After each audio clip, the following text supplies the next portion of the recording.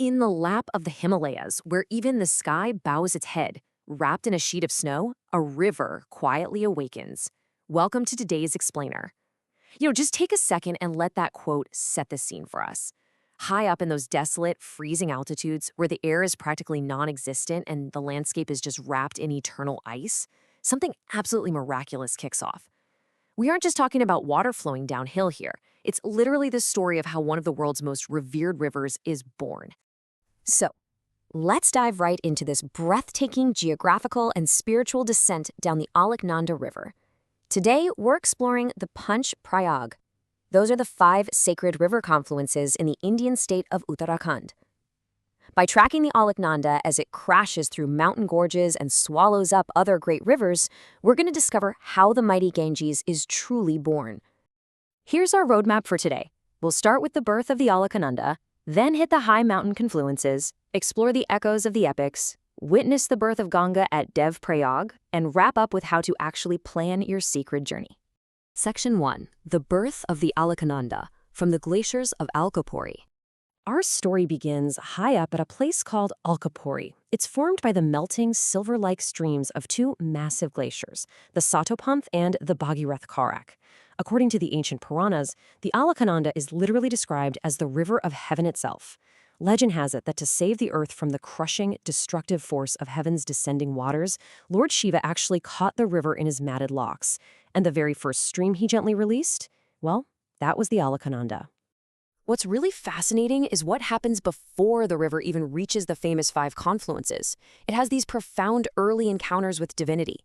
It meets the Kubir Ganga at Lakshmivan, named after the god of wealth. Then it joins the holy Vasudhara waterfall, taking in every sacred drop. At Mana village, it embraces the Saraswati River at Prayag.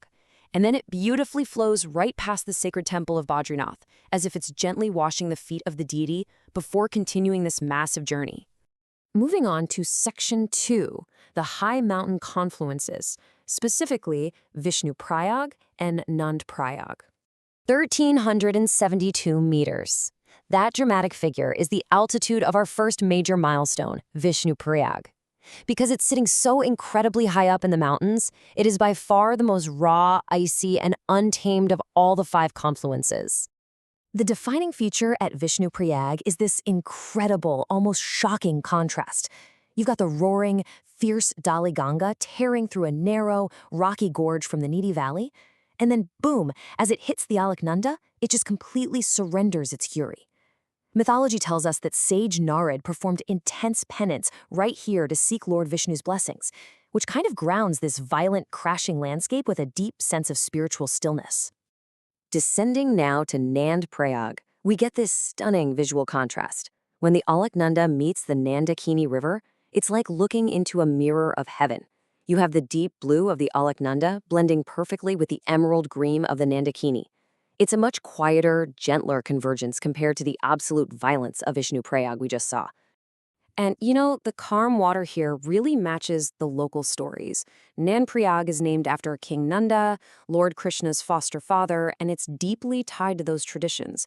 But there's also this beautiful, kind of heartbreaking local legend. It's said that goddess Nanda Devi departs from Mount Kailash from here, and those murmuring emerald waters actually carry her tears of farewell. It gives this quiet spot a deeply emotional resonance. Section 3. Echoes of the Epics. Karnaprayag and Rudraprayag. As the valley widens, the Alaknanda absorbs the Pindar River at Karnaprayag. But this isn't just a meeting of waters. It's the very earth where the tragic Mahabharata hero Karna showed unmatched devotion. The legend goes that Karna stood right here, enduring the blazing, blistering sun for years to do penance. The sun god was so pleased that he blessed Karna with invincible armor and earrings, a gift that literally shaped the greatest war in Hindu mythology. Moving further down, we encounter a different kind of echo, a divine point where one form of Lord Shiva leaves the eternal echo of his music. At Rudraprayag, the roar of the rivers awakened something incredibly musical and profound deep in the soul. Let's see how that happens. Here at Rudraprayag, you witness a truly grand union. You have the calm, profound Alaknanda, which flows straight from the lap of Badrinath. And it's meeting the playful, rushing Mandakini, hurrying down from the holy feet of Baba Kedarnath. It's where Lord Shiva is said to have appeared in his fierce Rudra form. But get this, he didn't appear for war. He appeared here to teach sage Narad the divine knowledge of music. It's just a perfect harmony of power and art. Section 4. Devprayag, the birth of Ganga, the ultimate union. We've reached the climax. As the Alaknanda hits Devprayag, her furious pace finally slows. The clear blue-green waters gather to meet the darker, silt-laden Bhagyarthi River, which has traveled all the way down from Gangotri. It's often described as two long-separated sisters embracing at last. Watching these two totally distinct rivers merge is hands down one of the most powerful sights in the Himalayas.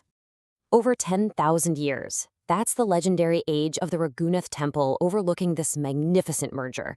Devprayag isn't just geologically stunning, it is profoundly sacred. This is the exact site where Lord Rama is said to have meditated to absolve his sins after defeating Ravana.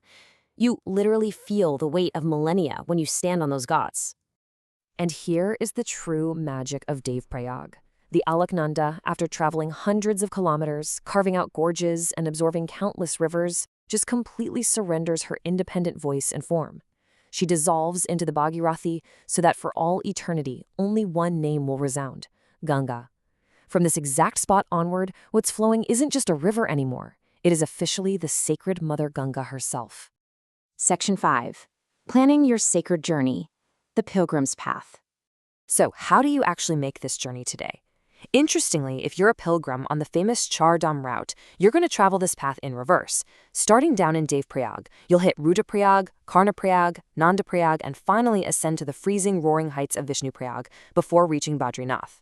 You are physically and spiritually elevating yourself with every single stop. This is basically your ultimate cheat sheet for the trip. You can see exactly which rivers converge where and how the altitudes shift dramatically, from a low of 610 meters at Rudraprayag all the way up to 1,372 meters at Vishnuprayag. This means the weather and landscape will completely transform as you drive this route. When planning your trip, keep these practical tips in mind. The absolute best times to visit are April to June and September to November. You definitely want to avoid the July and August monsoons because of high landslide risks. Be prepared for minor 10 to 15-minute delays for QR code monitoring in peak months. It's just for your safety on these circuits. And crucially, don't just treat these spots as quick photo ops from a bridge. Actually take the time to descend to the ghats and stand where the waters meet. Because ultimately, these confluences aren't just roadside interruptions on your way to a temple. They literally are the pilgrimage. When two great rivers merge to become one eternal force, what can they teach us about surrendering our own individual identities? As you plan your own journey to the Himalayas, I'll leave you with that final thought to ponder as you witness the majestic birth of the Ganga. Thanks for joining me on this incredible descent, and I hope this explainer helps you find your own path to the mountains.